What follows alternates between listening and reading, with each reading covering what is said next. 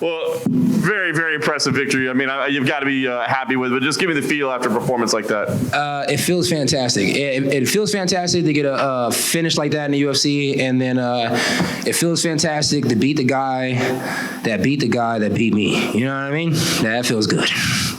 You started out very, very quick in this fight. I mean, did you have visions of ending a fight this quickly? No, not quick. I just had visions that ended them. You know what I mean? I was the underdog. You know what I mean? I haven't been the underdog in a fight since Thiago Santos. So I was the underdog, and I was like, what the heck is going on? I'm the underdog to a guy who has less fights than me. No way possible. I'm going to smoke him like a blunt, and I smoked him like a blunt. You know what I mean? And that was the goal. So seeing that, I mean, you felt disrespected, or you felt like there was something to prove? Yeah, I felt disrespected. You know what I mean?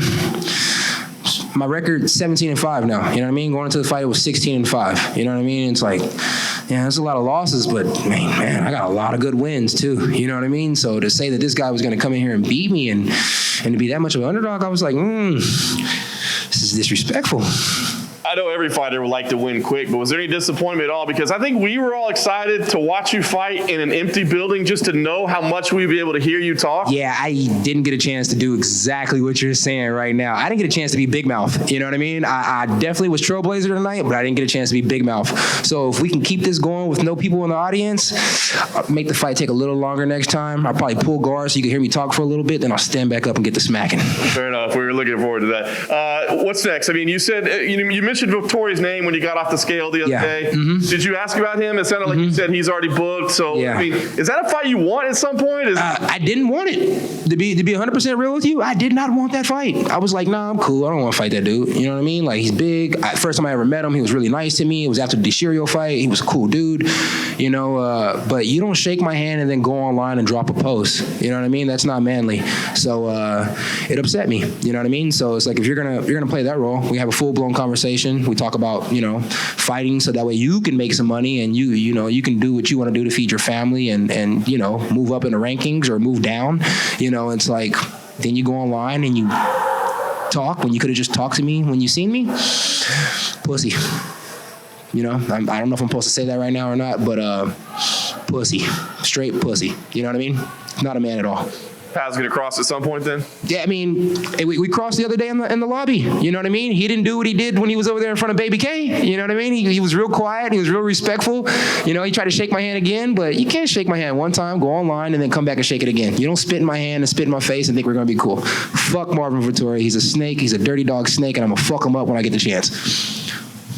Did you also call out Mickey Gall at the end? Yeah, I called out Mickey Gall. That's like a big step down from Marvin Vettori. Yeah. But here's the logic in that. I get choked out a lot, so I was like, fuck it. If I can beat him, I'll be good to go. Well, like that, I was going to ask that. Most fighters don't want to fight someone that goes into their, quote, weakness. So why do you want to fight someone that his strength is what you just described? I know I've been choked out twice, right? That's the only way I've ever been finished, but I really still don't believe that that's my weak point. You know what I mean? I trained jiu-jitsu underneath Travis Lutter. You know what I mean? To me, that's the godfather of jiu-jitsu, quote unquote. Some people have said Michael Jordan, but I like godfather. You know what I mean? If you met him, you would understand why I say that. And so to say that that's my weak point, you know, give me some of your best grapplers so I can beat them and I can redeem the name. You know what I mean? So who's the godfather of trash talk in MMA? Ain't nobody beating Conor. Come on, let's be real. Conor's the man. He's the man. You know, he made a lot of money off trash talking. You know what I mean? I'm going to keep studying. I'm coming for his throne. So, man over here. Is there any other reason for Mickey other than just wanting to make sure your defense is better? He beat Sage Northcutt when I was helping Sage Northcutt get ready for that fight, and I thought I did good preparation with Sage Northcutt to win that fight. So for Mickey Gall to get that job done, kind of like a big brother, little brother thing, you know. And the little time I spent with Sage Northcutt, I really understood, like, this is a really cool kid. He smiles a lot. He's positive. He's awesome. He's cool than a lot of people believe.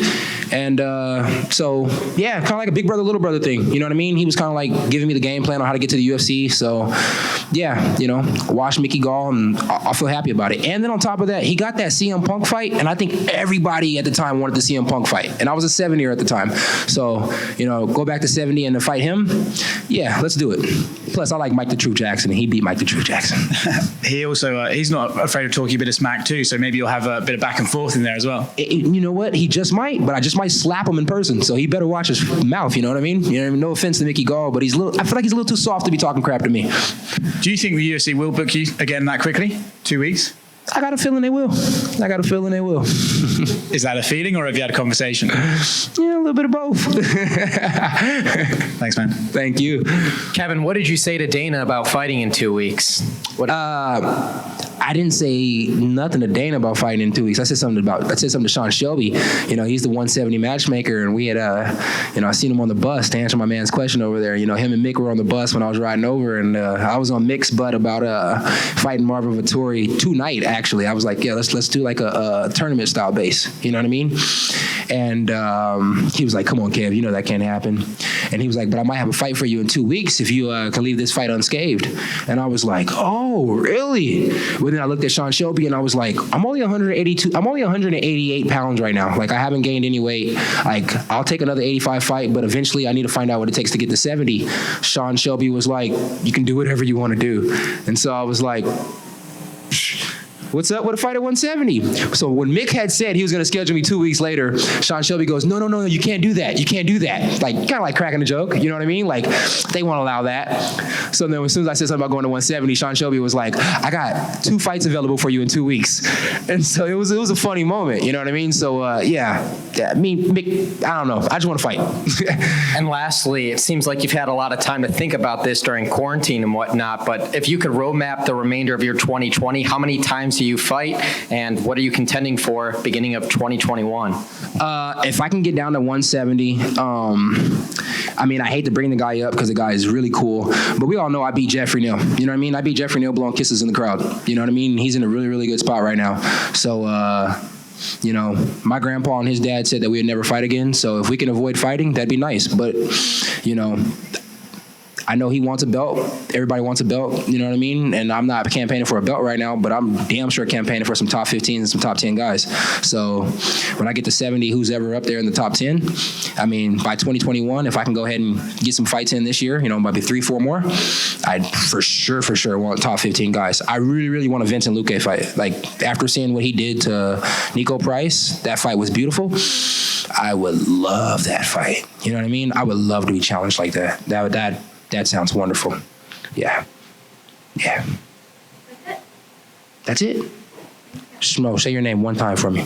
Do the Schmo. No, do the. This is the Schmo. Come on, you gotta do it for me one time. This is the Schmo. Oh yes, there it is. All right, cool. What's up, Kevin? How's it going? Congratulations on the victory. Where does this rank in terms of favorite wins in your career? I mean, you don't get paid by the hour. Yeah, you don't get paid by the hour, so you never want to do more time than you have to. Favorite wins, top 3 for sure. Top 3. I would imagine. Anthony had never been finished by knockout. Was that the plan, to go in there and try and finish him? Yeah, I mean, you always want to finish somebody. Like you said, you don't get paid for OT, so you don't even get paid by the hour. So the faster you get the job done, the better. I heard he was talking about my cardio, so he didn't get a chance to test that. I mean, sounds like it was a good night. And as far as preparation for this fight, was it a bit easier? I'm sure you're familiar with Anthony just because he was in LFA. He fought in Contender Series, both like you have. As far as the preparation for this fight, were you pretty familiar with him? No, I mean, my coaches, you know, they did their research really well this time. I'm not that familiar with Fluffy. I knew he beat Brandon Allen, and I knew Brandon Allen beat me. So I was like, I gotta kill him. Period, point blank. I gotta kill him. And last one for me, you mentioned Mickey Gall. What specifically about that matchup do you like, and how do you feel like you match up against him, and if that fight does come to fruition?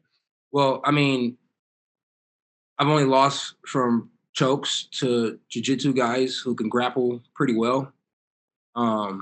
So I think for Mickey Gall, it's a fight that he should definitely want to pick up, you know, and take that fight. And for me, I feel like it answers questions about me going against tough level jiu-jitsu guys and them touching my neck. You know what I mean? So it's a good chance for me to answer some questions for me and just to beat on Mickey Gall. You know what I mean? Everybody knows Mickey Gall got in the UFC for fighting CM Punk, and come on now. I mean, that was around the same time we all wanted to get that phone call to fight CM Punk. So I mean, yeah, I mean, it makes sense to me. Enjoy the win tonight, Kevin. Thanks again. Thank you. We'll go next to Jay Anderson with Cage Side Press. Thanks very much. And congratulations, Kevin. First of all, obviously huge performance tonight. Normally we'd say something like, walk us through the performance. I don't think we need to in this case. But, first of all, did you know he was hurt right off that first elbow? Honestly, Fluffy, I don't like to pull the race card, but he comes from a Hispanic bloodline. So no, I did not think he was hurt from the elbow, but I did have a good feeling that we could drop him with a body shot. So as soon as the knee hit him in the body, he started to fold over, and I took advantage of that, full advantage of that. And when the ref pulled me off, to be honest, I wasn't done yet. I was trying to test that cardio, so could have kept going. You mentioned the cardio, and you normally fight at a pretty brisk pace. I mean, you've done 5 fights in a year, 4 fights in a year. You've had a bit of a layoff here. What's that been like for you? Sucks. It sucks. Nobody wants to sit at home. Nobody wants to not fight. I love to fight. I really, really love to fight. The check is awesome, but at the end of the day, fighting keeps me sane. You know what I mean? So I just really, really like to fight. As long as I can fight, I'm a better person to my friends and my family. And so, yeah, I just really, really like to fight. So not being able to fight is probably like one of the worstest things in the world. You know what I mean? It keeps me on schedule. Fighting keeps me on schedule with life all the way around. So love to be able to fight. So not being able to fight, I was losing hair. You see, I got short hair this time. Obviously, there's been a lot of talk about the empty arena, how that's going to play out. Who did you hear in there?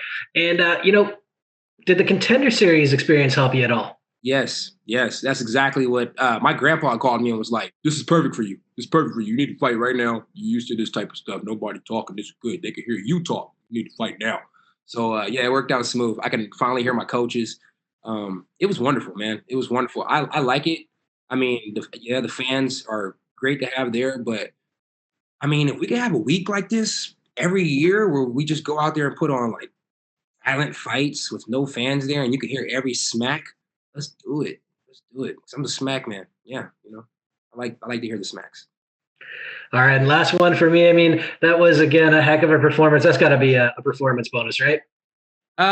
You know what? Depends how the rest of the night goes. These boys be coming to fight. Seen some arm bars earlier, but I know they don't do submission performances no more. So submission bonuses no more. So I think the dude just finished Matt Brown as I was walking by, but that was in the second round. I got mine done in the first round. They said it was the third fastest head to body finish in UFC history. So yeah, man, I went out there with my mama mentality and I got it done. So, yeah, I would love a bonus. It'd be nice, but I'm trying to fight again in 2 weeks. So if I don't get a bonus, I'm cool with that too. As long as I fight in 2 weeks.